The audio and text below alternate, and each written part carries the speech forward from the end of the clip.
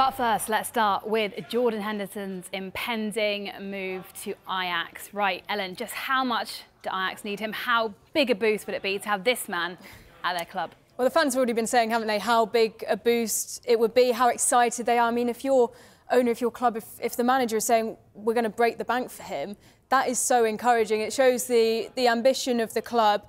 They're not in the place they want to be, fifth in the Eredivisie. It's just not been clicking for them this season. But we know how much Henderson brings on and off the pitch. Such a good leader. I think it would be a brilliant move for Ajax and something the fans no doubt are going to be very excited about. And what about for Jordan Henderson, Dan? Is this a good move for him personally, for his career? Look, Jordan Henderson has made a mistake, I think, by going to Saudi Arabia.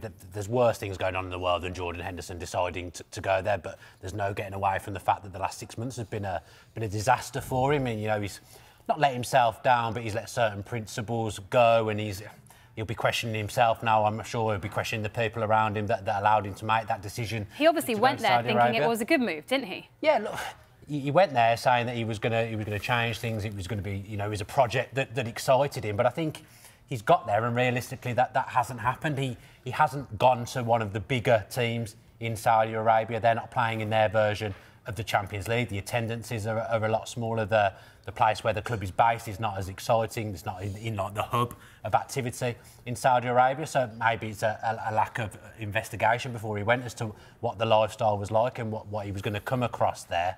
But he's been, he was a fantastic player for Liverpool for a long, long time. A really decorated captain. Look at what he's won there. You know, everyone talks about Steven Gerrard and what a great captain he was for Liverpool. Look at all the honours that Jordan Henderson led Liverpool to. He won absolutely everything with him with the armband on. I'm just disappointed that he chose to do it, and it kind of soured his reputation. I think it left him nowhere to go in terms of coming back to England. There hasn't been a lot of interest in him. It felt like Ajax were the ones that were really pushing, and there wasn't really a decision to make for him if he wanted to get out of Saudi Arabia. So I wish him well, and I hope he does well there, and I hope he does well for England in the Euros in the summer, because I'm sure he'll be picked. But it's just been a torrid time for him, and I'm sure it's probably a saga in his career that he's glad he's over.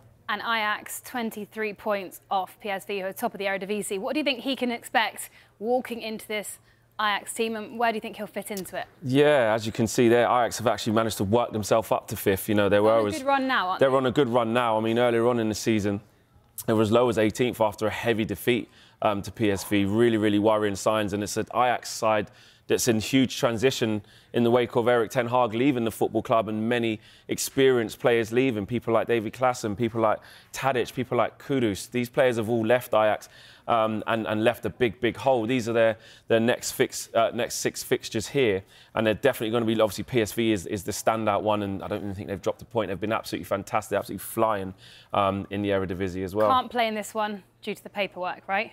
He won't be available, exactly. So the first game there against Heracles, potentially for Jordan Henderson. But he's coming into an Ajax side, and this is where, you know, we spoke about the things that he's won and how decorated he is. And I know there's a lot of, you know, opinions on Jordan Henderson in England, or sort of, should we say, here. But Ajax fans will be looking at the slide we had just before that. This is a highly decorated player. This is a player who can operate at a high level. This is a player who can play an intense style of football. He can be a leader. He can be a role model to some of the younger players and set an example. So really important for them to get a player of Jordan Henderson's ilk. But I understand that over this side, there's been a lot more talk about other situations as to that it's not that exciting that Jordan Henderson's going there. But for Ajax fans, I think it's something that they really need, because they've lost a lot of key players. Right. Well, we can go live now to Amsterdam, where we have sent our reporter, Gary Cottrell. Jumped on a plane early this morning. Gary, you're at the private terminal in Amsterdam, aren't you, where Jordan Henderson is due to land? Or has he landed already? What can you tell us? Have you seen him yet?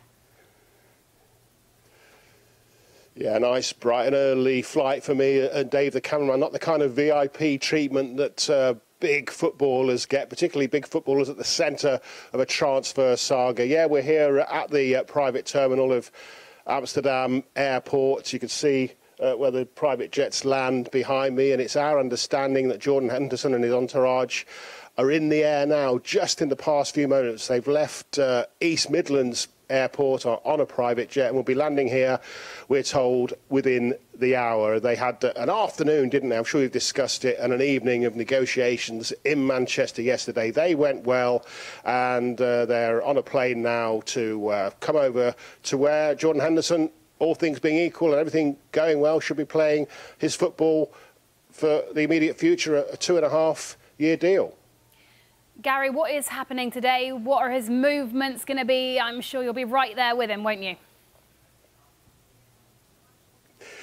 Well, he'll arrive here, as I say, hopefully within the hour. He'll get whisked away in Ajax vehicles to a local clinic, the Amsterdam University, I'm told, is the clinic where Ajax players have their medical. Some of it can be done, of course, at the training ground, but there are other parts where they have to go elsewhere. So he'll go and have that medical.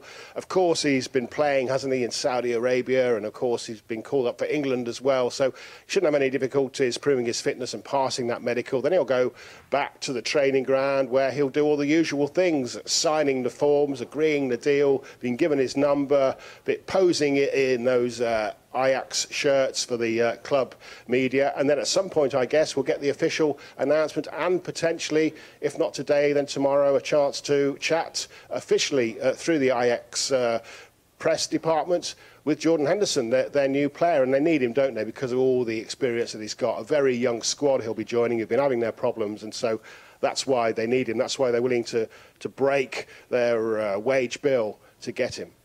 Gary, Ajax were determined to do this deal. We heard they were prepared to break the bank for him, but it's all happened very quickly, hasn't it?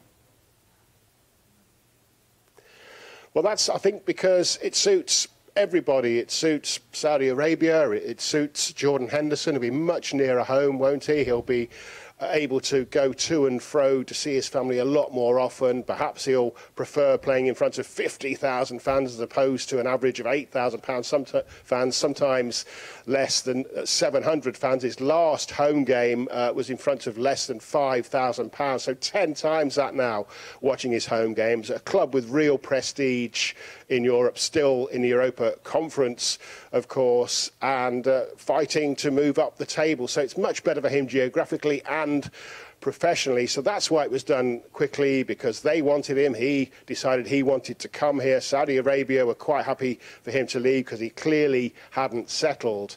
And I'm sure he's got one eye on the Euros, of course, in the summer as well. Hiya, Gary. When are the Ajax fans likely to see him pull on the shirt for the first time and get to play in front of them?